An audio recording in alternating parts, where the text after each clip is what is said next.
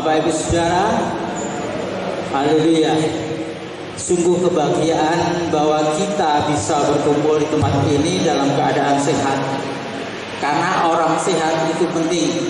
Orang sehat bisa menikmati HP, bisa menikmati TV, bisa menikmati mie ayam, bakso, ya, tongseng, lotek, bisa menikmati keindahan alam, bisa melihat teman, ya, bisa bergurau. Itu semua karena orang sehat. Oleh karena itu, doa pertama, mintalah sehat hari ini. Besok pagi dimulai, sehat hari ini, sukses hari ini, besok lagi diulangi. Karena setiap hari ada kesusahannya sendiri. Bapak Ibu Saudara yang terkasih, kita masih bagaimana bisa membangun diri menjadi karakter Hamasiah. Satu hal yang penting adalah mari kita lihat apa kata Tuhan untuk kita sebagai berciri khas Yeshua Hamasiah dari perkataan kita. Kita akan melihat dari Markus 11 ayat 23. Sebab sesungguhnya aku berkata kepadamu bahwa siapa saja yang berkata kepada gunung ini, terangkatlah dan tercampaklah ke laut, dan dia tidak dibimbangkan dalam hatinya, melainkan percaya bahwa apa yang ia katakan itu terjadi, maka apa saja yang dia katakan itu akan terjadi kepadanya. Ini kata-kata yang luar biasa. Kalau saudara-saudara melihat dalam ayat 22, Yeshua itu berkata kepada murid-muridnya, milikilah iman Elohim, atau terjemahan lain katakan percayalah kepada Elohim. Nah, tapi lebih tepatnya adalah milikilah iman Elohim, iman Tuhan. Kalau kita memiliki iman Elohim, maka sesuatu yang mustahil menjadi tidak mustahil. Ini dimulai ketika Yeshua mengutuk pohon ara yang tidak berbuah. Akhirnya sehari kemudian murid-muridnya lihat sudah kering. Nah, disinilah kita melihat di sini Yeshua mengatakan, Yeshua pun dengan murid-muridnya ada di suatu bukit atau gunung. Nah, dia mengatakan kalau kamu berkata kepada gunung ini, jadi tempat mereka itu menginjakkan kakinya, terangkatlah dan tercampaklah ke dalam laut. Ini nggak mungkin kan? Ini mustahil. Tapi iman Elohim mengatakan, kalau kamu tidak bimbang, tapi percaya apa yang kamu katakan terjadi, maka akan terjadi. Ini mudah dibantah, sulit dilakukan. Tapi itu yang harus menjadi bagian kita untuk kita kejar, supaya kita terlihat ada namanya iman Elohim. Kalau ada iman Elohim terwujud, maka akan memuliakan nama Bapa, dan kita terlihat sebagai karakter Hamasiah. Saya beri contoh saudara-saudara. Kalau suami atau istri atau anak-anak atau saudara mau pergi, ya, hati-hati ya di jalan, begitu ya. Itu hampir dikatakan semua orang, hati-hati ya di jalan, hati-hati ya bekerjanya. Apakah hati-hati itu mengandung janji keselamatan, kesuksesan? Tidak, sudah. Orang mengendarai motor, mobil, bekerja selalu hati-hati.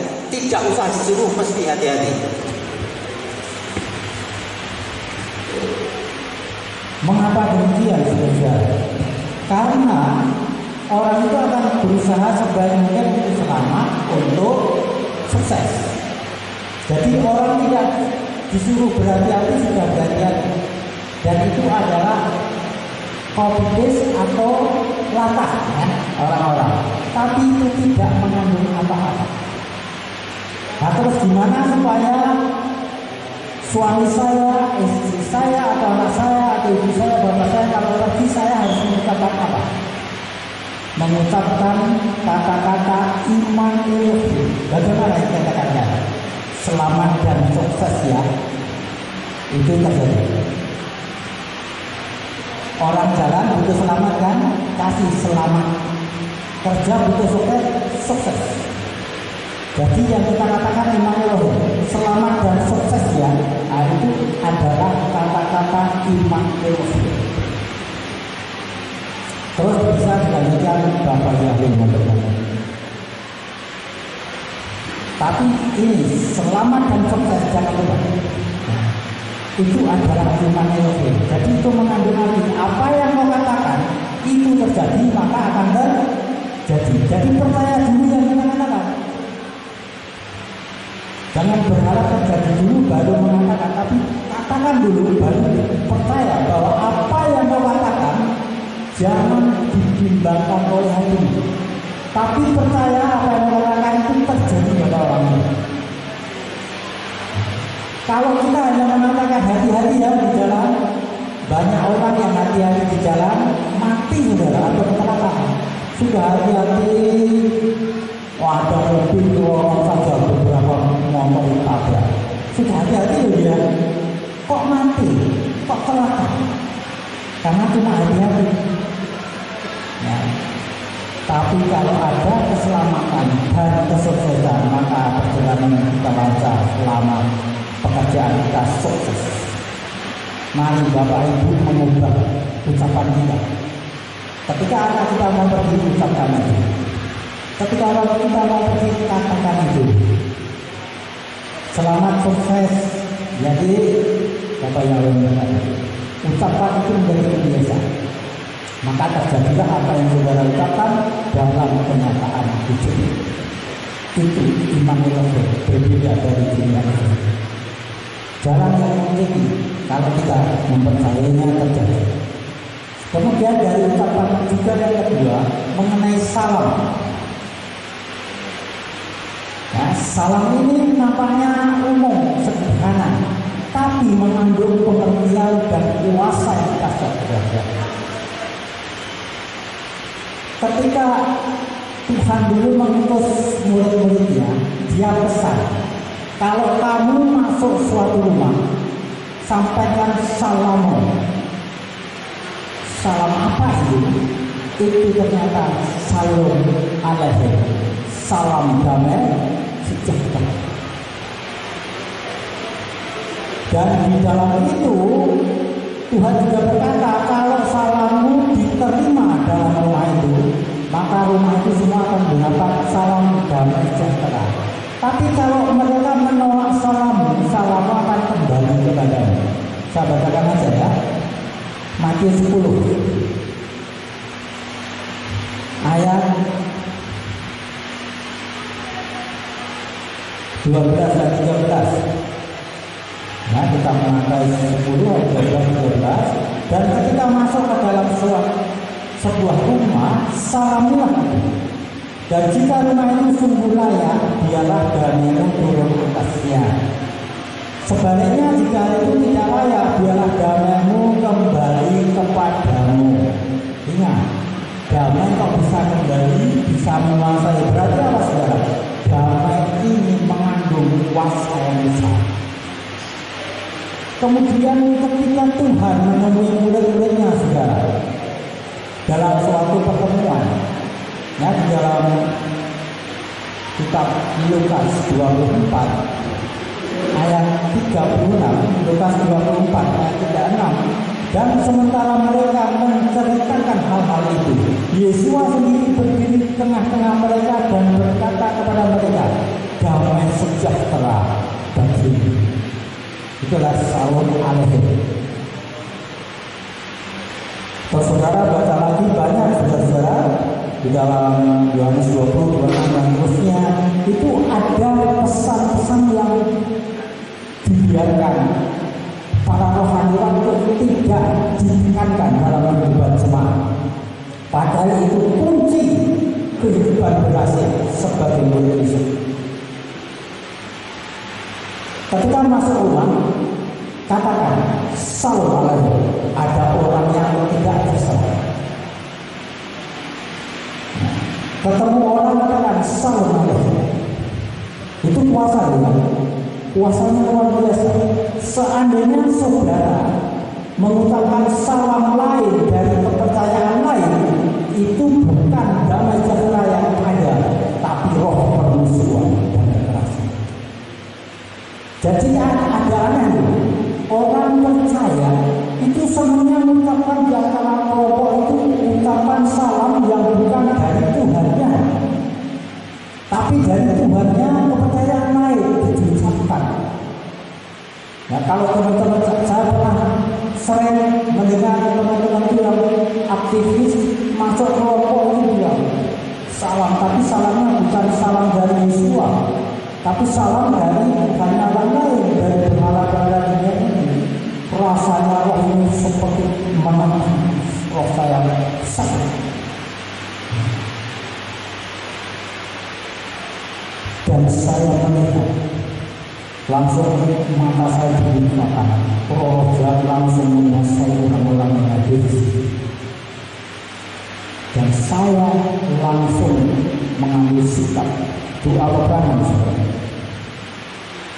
Waktunya mereka bisa menguasai dan saya nanti pasti rapatnya akan betul. Tapi kalau saya tidak mengusir roh jahat yang masuk melalui salam kepercayaan lain tadi, perang sudah. Dan saya pernah mengalami saudara 4 kali ada yang hampir sama saudara. Saya ceritakan yang salah satunya saudara.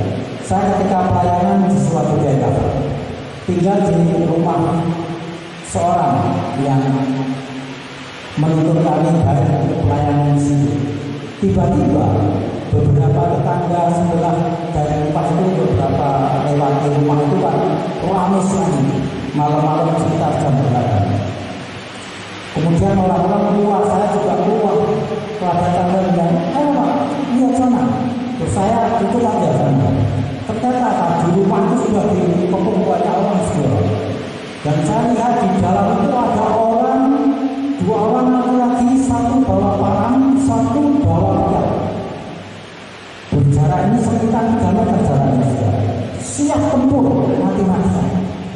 Suara keras, semua tidak berani dekat. Saya juga coba melihat itu gimana. Saat itulah tiba-tiba waktu menemui saya. Ketika menemui saya punya keberanian yang luar biasa. Saat terjam orang-orang itu, saya datang ke orang 2 orang itu, jarak 2 meter, saya angkat tangan, saya katakan, salam damai Yesus Tuhan atas engkau. Beberapa saat kemudian orang-orang semua, tapi beberapa saat yang terjadi apa saudara? 2 orang itu langsung berhadapan dan loh, kita ini apa ya? Kok saya bawa parang, kok saya bawa pedang? Terus lihat saya, terus dekat saya, terus nyalami sambil menyumbang saya. Terus saya katakan, kamu tadi mau bunuh-bunuhan? Iya, itu saksinya banyak, nanti cerita lain. Sekarang yang membuat kami melakukan ini dan menikmati pertandingan kuasa nama Yesus, salam yang saya sampaikan, salam Allah. Saya ceritakan apa yang dikatakan Yesus ini dalam kitab suci, saya ceritakan singkat. Akhirnya berkomentar begitu. Ternyata Pak, 2 orang itu orang percaya semua saudara yang mau perang itu. Yang inilah saudara, kuasanya luar biasa saudara.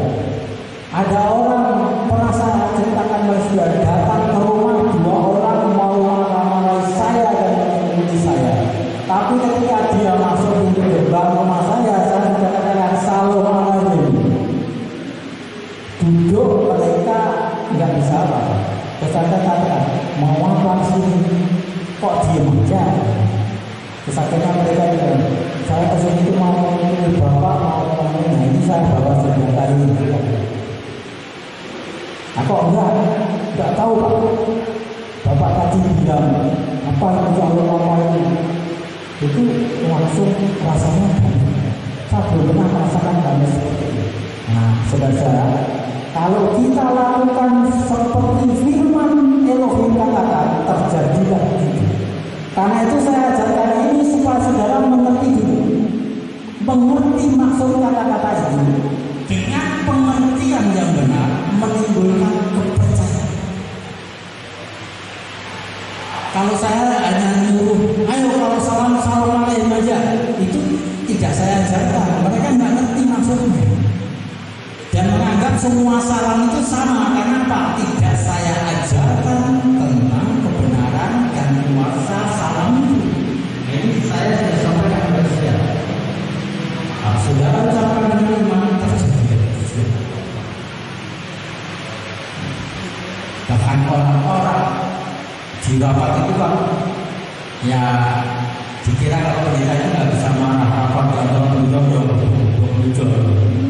berdiri apa suatu tentang yang nggak kenal Tuhan. Apa yang saya katakan maksudnya saya katakan saudara satu berada itu diam. Artinya apa? Semua itu bisa kenapa semua. Mereka bisa berubah rapatnya itu damai sejahtera. Tidak apa-apa. Memang ada yang menolak, tapi dengan ada sebutan apa-apa. Berarti apa? Benar kuasa itu ada. Kalau kita lakukan firman Tuhan terjadi dalam firman. Mulai sekarang katakan dalam kehidupan saudara, maka terbuktilah apa yang saya katakan ini. Kalau saudara menganggap wah salam yang lain kan sama, artinya akan sama, damai sejahtera. Memang artinya sama saudara, tapi kuasanya beda, sumbernya beda. Apakah saudara bangga melakukan perintah Tuhanmu atau Tuhannya orang lain? Harusnya kan bangga. Ini ajaran Tuhanku. Saya harus katakan salam alaikum. Bos, yang lain kan artinya sama. Tidak, saya bangga pada Tuhanku. Karena itu saya katakan salam alaikum, karena itulah yang diajarkan Tuhanku. Ya, itu yang penting dalam kehidupan kita.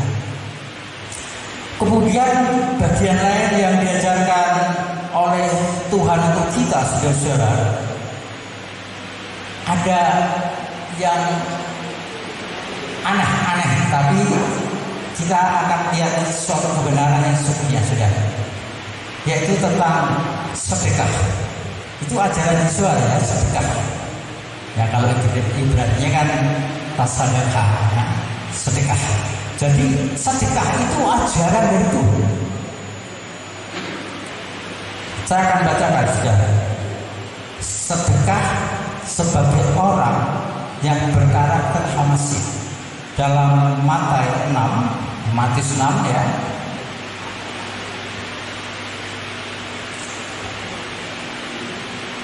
Ayat 3 dan 4. Matius 6 ayat 3 dan 4. Namun engkau selagi memberi sedekah, jangan biarkan tangan kirimu mengetahui apa yang tangan kananmu lakukan, sehingga sedekahmu itu ada dalam ketersembunyian, dan Bapamu yang melihat dalam ketersembunyian, Dia sendiri akan membalas kepadamu dalam keterbukaan. Saudara-saudara, sedekah itu harus dibedakan dengan persepuluhan, dengan persembahan sukarela, dengan persembahan khusus, harus dibedakan ya. Sebab selama ini yang saya dengar lihat, tokoh-tokoh rohaniwan itu menganggap ajaran Yesus sedekah ini sama saja dengan persepuluhan. Sehingga apa saudara-saudara? Ada jemaat saya lihat sampai memberikan persembahan di kanan itu saudara, uangnya diuntul-untul ini. Terus saya sebelum memberikan, kok uangnya diremet mas? Nanti nangis dong, nggak laku itu. Enggak Pak, ajaran kuatan pendeta saya bilang kalau memberi jangan kelihatan tangan kanan kirimu, tangan kirimu kan tadi ada. Enggak Pak, dia nggak punya mata ini. Coba ini lihat, sudah masukkan. Saya terus keluar, setelah selesai saya ngomong lagi, saya teruskan. Lebih baik kalau kamu mau seperti itu, masukkan amplop aja, terus ditutup, dilimpasikan. Orang lain tahu kan? Itu kan uangnya masih terhormat. Masa memberi pada Tuhan kok pakai uang dikemas-kemas? Lebih baik mana? Kalau kita bisa melakukan yang lebih baik, pilih aja yang lebih baik. Dan saya tegaskan, persembahan, persepuluhan, persembahan sukarela, persembahan khusus berbeda dengan sedekah di sini. Saya akan katakan, saudara, ini pengajaran ini saya harus mengajarkan firman Tuhan, ya, bukan anggapan orang. Sedekah itu artinya pemberian sesuatu kepada fakir miskin atau orang yang sungguh membutuhkan. Itu namanya sedekah. Dan ada tidak lain sedekah itu sumbangan. Dan Yesus mengajarkan sedekah itu seperti itu, saudara. Kalau kamu bersedekah jangan kita tahu tangan sini, atau dicanangkan ke papan-papan pertemuan bahwa saudara sudah memberi sedekah. Nah, kalau sudah diumumkan gimana? Dosa tidak? Oh tidak, Tuhan tidak bilang dosa. Kalau kita memberi sedekah diumumkan, ditanamkan dalam buletin atau catatan pengumuman, saudara ini memberi sumbangan ke sedekah 1 juta, nah, berarti semua orang sudah ngerti kan? Kalau kita terbesar kita dipuji, sumbangan sih. Pahalanya apa? Kalau kita sudah diumumkan, di sini dikatakan pahalanya adalah pujian orang. Berarti kalau kita sedekahnya sudah diumumkan semua orang tahu, berarti kita tidak akan menerima balasan atau imbalan atau pahala dari Bapa yang di surga. Ngerti kan? Ini maksudnya di sini. Jadi seperti itulah.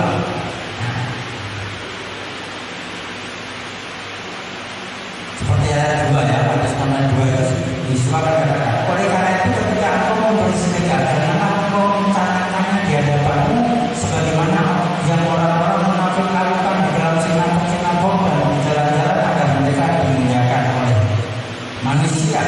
Sesungguhnya aku berkata kepadamu, mereka telah menerima pahalanya. Jadi yang dicanangkan itu sudah menerima pahalanya, yaitu pujian dari orang lain.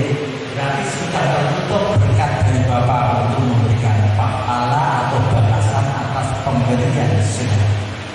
Tapi kalau kita memberi sedekah ke orang tidak diketahui orang lain, kita tidak mengumumkan, maka pemberian kita itu akan dibalaskan oleh Bapa yang di surga. Kita akan memperoleh pahala dari Bapa yang di surga. Nah, kemudian saya tadi katakan bahwa sedekah itu beda dengan persepuluhan. Saudara-saudara, di dalam kitab Matius 10 ayat 8 sampai 10, saudara bisa membaca di situ bahwa persepuluhan itu adalah hak milik Yahweh. Karena itu di dalam Matius itu dikatakan bahwa orang yang tidak memberikan 1/10 dari penghasilannya itu istilahnya merampok milik Yahweh. Coba baca aja Matius 3 ayat 8. Itu seperti itu, saudara. Bahkan orang Israel tidak ngerti tentang persepuluhan seperti ini. Jadi persepuluhan, saya tekankan lagi, kalau saudara mau menerima janji dari persepuluhan, janjinya kan di dalam Matius 3 ayat 10. Berilah 1/10 dari penghasilan. Maka tingkap-tingkap panggil lumbung-lumbung bahwa segala sumber berkat akan dibukakan Tuhan. Hidupmu berlimpah-limpah. Itu janji Bapak.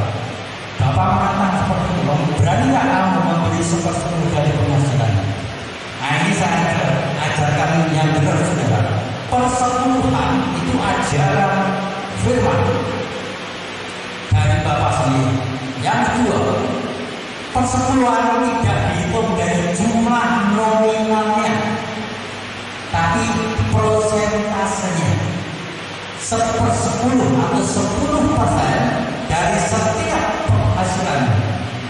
Jadi kalau saudara hari ini dapat 100.000, 10% dari saudara sisihkan, uang 10. Besok dapat 300.000, 30.000 harus saudara sisihkan untuk persepuluhan. Kalau gajian bulanan 5 juta, 500.000 saudara sisihkan untuk persepuluhan. Jadi setiap dapat penghasilan 10% ambil. Itu namanya yang benar. Jadi bisa nagih, mana yang ketiga 10 bisa nagih pada Bapak.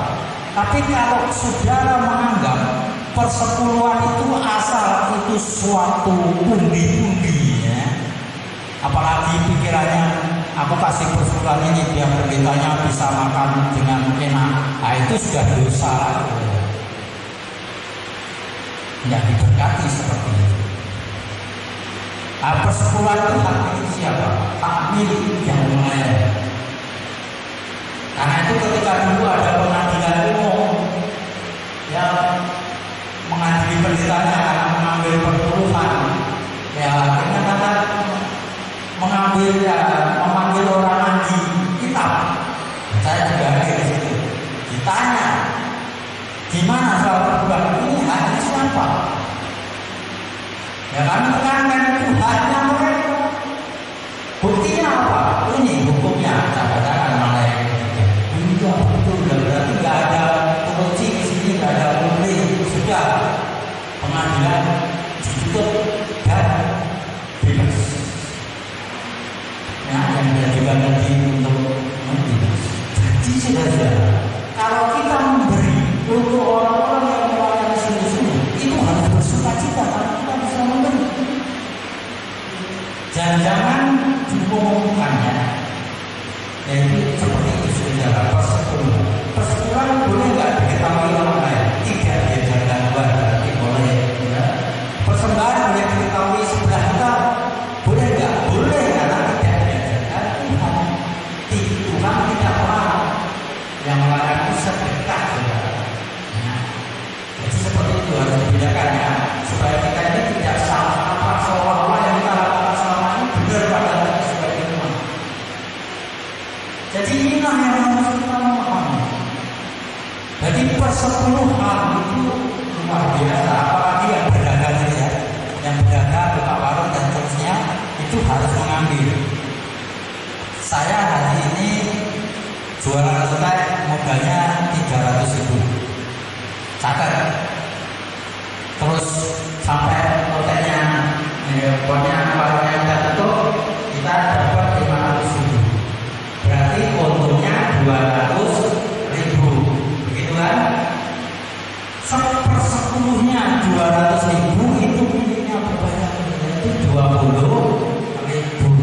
Jadi bukan itu dari 500.000, karena yang 300 kan modalnya nggak dihitung. Nah tapi untungnya 10% dan untungnya itu persepuluhan.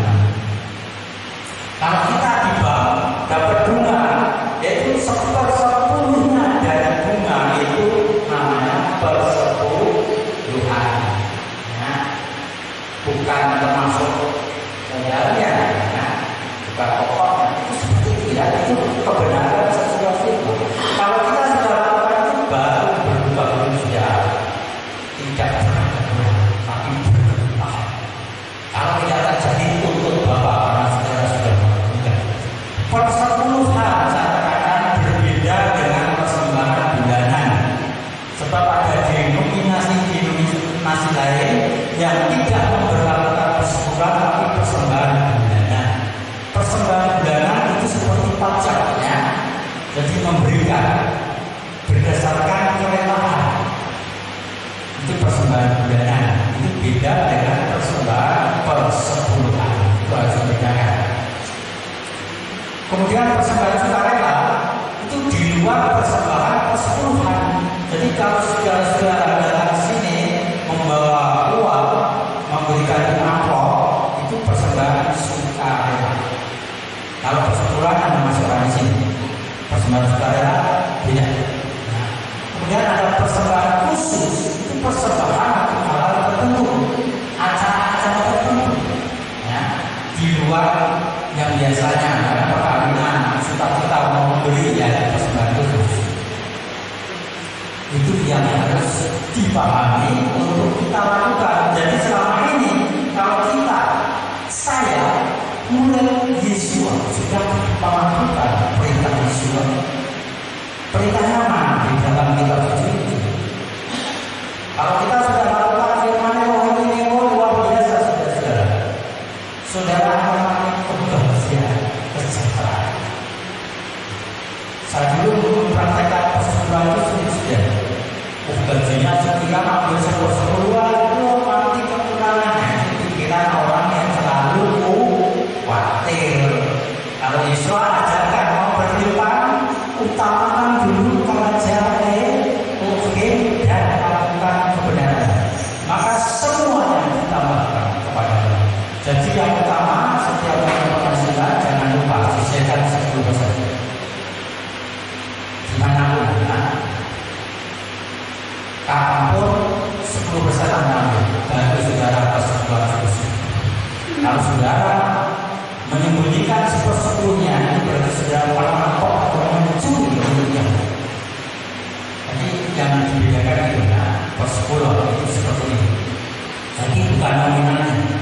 Orang yang penghasilannya per bulan 1 miliar itu persekutuan sama saja. Tapi kalau dia memberikan 80 juta, dia belum persekutuan. Tapi mungkin di kalangan jemaat atau pengurus kehidupan atau gereja itu sudah besar.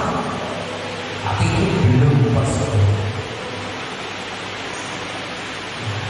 Itu seperti itu saudara-saudara. Itu ajaran Yesus ya tentang sedekah.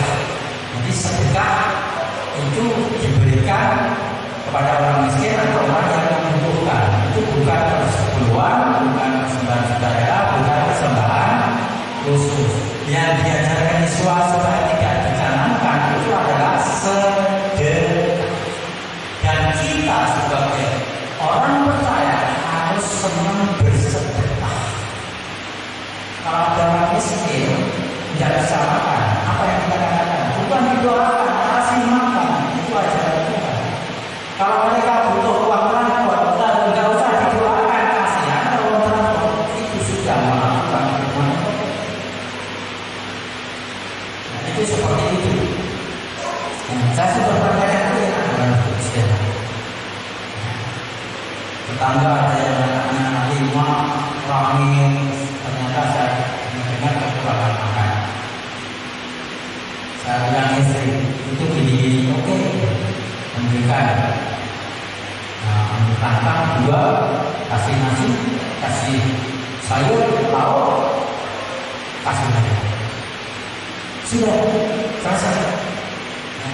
Suatu hari begitu lagi sudah. Dan ingat ini, kalau kita sudah memberi, jangan mengingat-ingat pemberian kita, supaya kita tidak sombong dan supaya kita itu tidak merasakan bahwa mereka berhutang budi pada kita.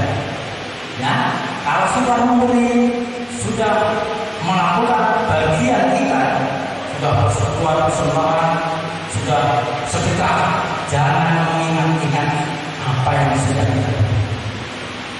Apalagi mengingat orang itu sering saya beri, kok sekarang tidak ramah dengan saya. Berarti kan kita nuntut balas dari mereka kan?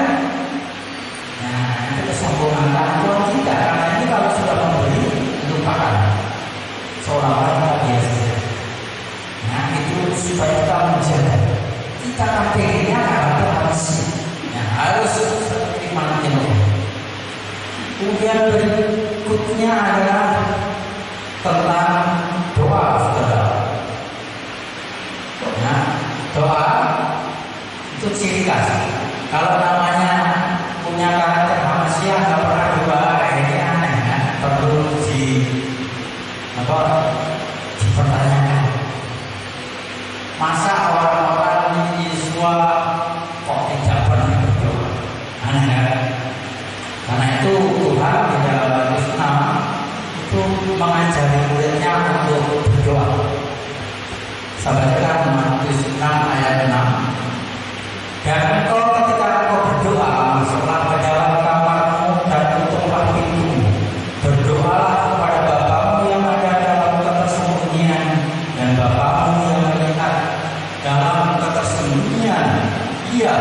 jawab engkau dalam terbuka.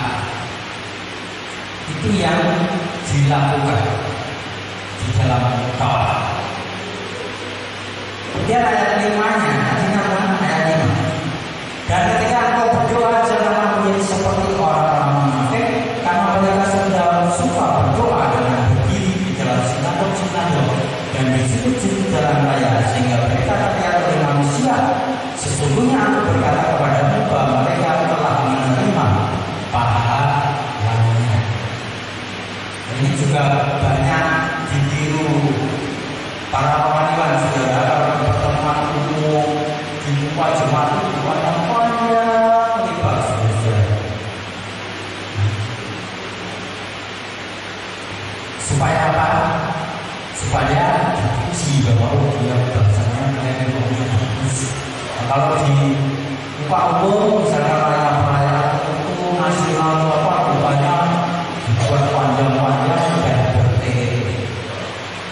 Supaya apa? Mereka berharap dengan banyaknya kata-kata dan bagusnya diterima oleh Bapak Yesus. Tetapi Islam katakan itu rumus yang sesat, rumus yang salah. Saya punya pengalaman juga di pertemuan para tokoh rohaniwan. Kemudian ada acara makan siang. Kemudian saya disuruh untuk berdoa. Saya doanya begini juga. Bapak, kami mengucap syukur untuk berkat makanan ini. Kami minta dengan makan dan minum yang dihidangkan ini, kami sehat dan segar. Tubuh kami kuat. Dalam nama Yesus, amin. Protes kita. Pakai kamu itu berbeda. Doa kayak gitu. Gimana? Tadi doanya singkat dan seperti itu. Dan gimana doa yang benar? Doanya itu harus panjang, lebih banyak orang. Kalau bisa begitu gitu. Bisa katakan makanya doa itu tidak pernah terjawab. Mengapa saudara? Tuhan inginkan doa itu singkat jelas. Saudara tahu makanan itu saudara aku sebagai berkat Tuhan.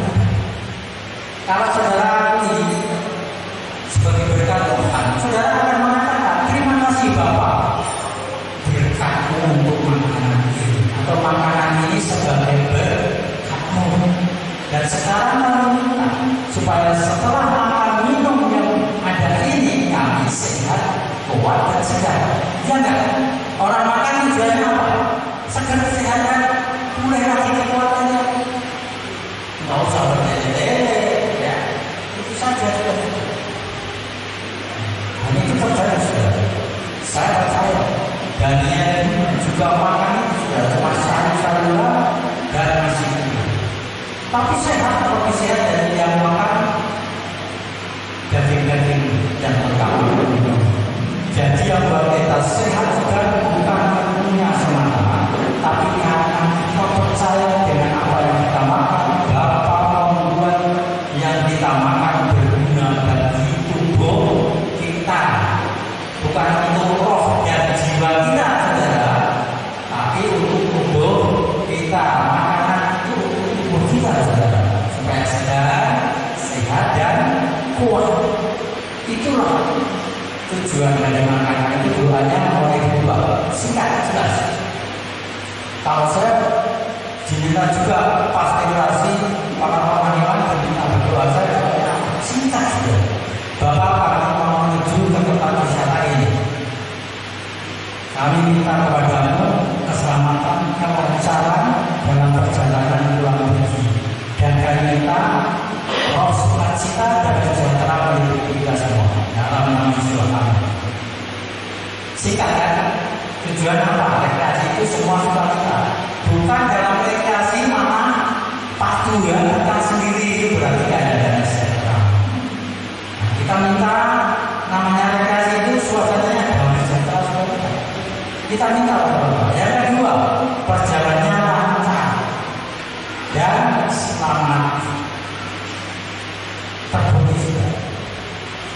Ya itu adalah hal yang mudah. Jadi doa itu tepat sasaran seperti Yesus katakan.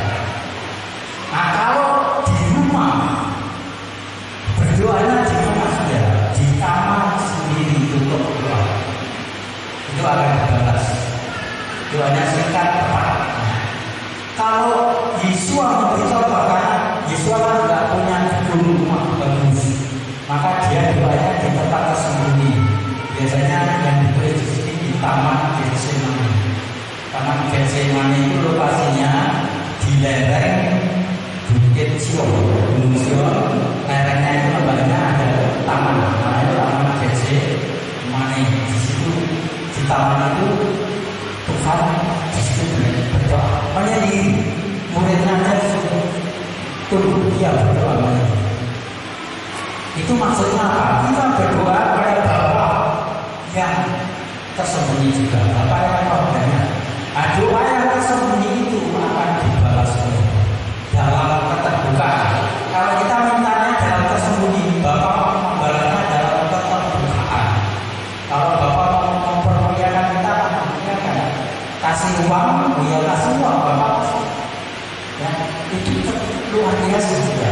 Tapi kalau doa kita sudah berkele-kele panjang lebar, kemudian supaya doa kita dipuji orang, kalau orang-orang sudah memuji doa-doa kita karena kita berdoa berkele-kele di depan umum, maka upahnya adalah sudah ada situ. Tadi kan dikatakan kamu sudah memperoleh pahala, hanya berarti sudah ada pahala pujian, berarti Bapak tidak perlu menjawab doa saudara, tidak perlu menggenapi permintaan saudara, karena saudara sudah punya pahalanya yaitu dari orang-orang yang memuji saudara karena berdoa panjang lebar seperti itu. Jadi seperti itu. Saya pernah cek seorang pemuda mahasiswanya, orangnya sedikit. Pak, kalau berdoa berkele-kele panjang seperti itu dikatakan Tuhan itu dosanya saja 3. Loh, kok Bapak bilang gini? Kalau pendeta lain kan bilang dosa. Ya tidak, Tuhan kan tidak bilang dosa. Cuma sudah dapat pahalanya saat itu yang saat dipuji orang. Tapi yang dijawab itu kalau doanya tersembunyi di bilik kamar atau di tempat tersembunyi, berdoa pada Bapak yang tersembunyi juga akan memberi jawaban yang terdapat dalam kata-kata itu doa. Jadi doa seperti itu adalah doa seorang yang berkarakter kasih. Jadi mengikuti ajaran Yesus itu doa yang luar biasa. Kemudian sudah jelas satu hal lagi yang Tuhan ajarkan adalah tentang berpuasa. Nanti 6 ayat 17. Nanti 6 ayat 17. Namun engkau selagi berpuasa menyanyikan kepalamu dan cucilah wajahmu, supaya engkau tidak terlihat sedang berpuasa oleh manusia, kecuali oleh Bapamu yang ada dalam ketersembunyian, dan Bapamu yang melihat dalam ketersembunyian, dia akan membalas kepadamu dalam keterbukaan. Ingat saudara, puasa diajarkan oleh Tuhan dan diperintahkan. Orang yang berpuasa itu orang yang merendahkan diri di hadapan Bapa. Biasanya doa disertai puasa saudara untuk kebutuhan khusus. Misalkan untuk beroleh pengetahuan tentang kitab suci yang tertulis ini saudara. Kalau saya sudah banyak melakukan untuk memahami tulisan yang mati di dalam kitab suci ini, saya berdoa. Biasanya 3 hari dan puasa sudah, supaya lebih konsentrasi untuk puasa ini. Dan saya merendahkan diri, mengosongkan pikiran kita dari ajaran-ajaran yang bisa melekat dalam pikiran kita saat dulu. Saya tanya pada Bapak, apa maksudnya kalimat itu? Sampai Bapak menjawab. Saya Bapak jawab, tunggu waktu berjalan. Selesai kamu berdoa, tunggu aja waktu berjalan aku akan menjadi Bapak. Sudah aja. Itu contohnya saudara. Saudara punya kebutuhan khusus yang lain, doalah dan disertai puasa. Nah, kalau puasa jangan dipamerkan, saudara. Nanti yang diajarkan Tuhan. Minyak kita, pakaian kita bukan khusus. Tetapi kecenderungan orang kalau puasa itu harus, wah saya mau puasa ya, sebenarnya jadwal terus nampak khusus. Kok kayak gitu tuh? Enggak kayak biasanya sedang puasa ya saya bangga sekali ya. Dosa yang enggak dosa. Cuma sudah dapat ujian karena kita mengumumkan puasa ya itu ujiannya. Dan jangan berharap puasa akan dibalaskan oleh Bapak Yesus. Bapak inginnya kalau kita puasa sembunyi, artinya tidak diketahui orang lain kita sedang berpuasa, maka puasa kita diterima Bapak Yesus. Nah itu yang wajib kita lakukan. Dan kalau kita sudah melakukan itu luar biasa, sudah orang akan melihat kita sebagai seorang yang jiwa betul, yang berkarakter asli. Nah itu saudara. Jadi saya simbolkan lagi bahwa pertama ucapan kita kalau memberi salam kepada orang lain atau masuk rumah, masuk gedung ini juga katakan salam kepada. Puasa salam katakan menjadi ruangan tempat di rumah ini. Mungkin di rumah itu sering berkunjungan sendirian. Saudara masuk pulang dari beda ini, pulang ke rumah masuk salam. Nggak usah keras-keras salam aja, sudah masuk puasanya di rumah. Orang di rumah dan nggak enak, jadi enak saja. Ketemu teman salam aja. Kemudian kalau kita dipamiti anak cucu kita atau orang tua kita, jangan seperti bacaannya, hati-hati ya di jalan. Buang itu dari ucapan saya. Tapi dan kita selamat dan sukses ya, Bapak yang kita. Itu yang harus kita praktekkan sekarang. Kemudian berikutnya kita perlu memberi sedekah tanpa dibayar orang lain. Nah, sedekah itu bukan persembahan, bukan persekutuan. Kemudian kita perlu yang namanya bersedekah dengan tulus, penting ya. Kita bersedekah itu harus tulus. Saya dan itu sering melihat jemaat itu kok tergerak untuk memberi. Nah, berarti ini sedekah ya. Berkati kasih sama media, sama kasih uang itu sedekah. Yang tahu cuma 2 orang. Nah itu sedekah namanya. Nah kalau sudah bersedekah lupakan kita apa namanya. Tetap lagi seolah-olah kita belum pernah memberi. Yaitu katakan luar biasa Tuhan akan membalas dengan jasa-jasa. Itu hal yang luar biasa yang kita akan lakukan seperti ini. Jadi hal-hal sini dari sedekah, saya tekankan lagi sedekah itu pemberian sesuatu pada orang miskin atau orang yang membutuhkan. Sedekah bukan persembahan, bukan persekutuan, bukan persembahan khusus. Jadi harus dibedakan. Kemudian kita perlu berdoa juga disertai puasa. Itu sangat penting. Dan kalau kita praktekkan, kita akan melihat kemuliaan Bapa atas kita. Perubahan hidup atas kita. Yang terutama dalam hidup kita adalah kita mau berubah untuk menyesuaikan apa yang sudah kita terima saat ini ternyata salah, tidak sesuai dengannya. Berubah mengikuti firman Tuhan.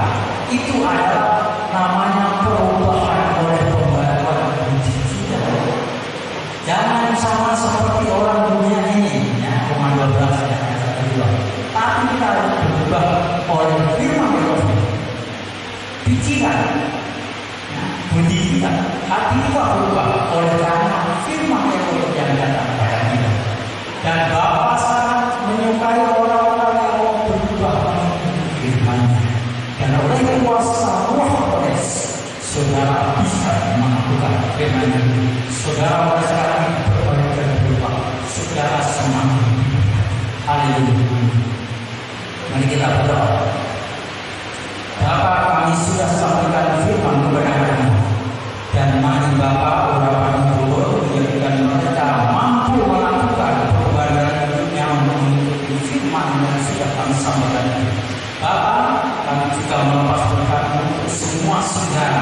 rumah mereka diberkati sehingga penuh dengan sejahtera. Pekerjaan mereka, pelayanan mereka, usaha mereka diberkati Bapa. Tubuh mereka diberkati sehat, segar dan kuat, dan Bapa memberikan umur panjang. Dalam nama Yesus Almasih, semua itu kami minta Bapa untuk kehormatan dan kemuliaan nama-Mu. Demi nama Yesus Bapa berkata saudara semua, terima dengan iman berkat di dalam nama Yesus dibuat sukses dan berumur, sehat dan bermanfaat, terjaga segala.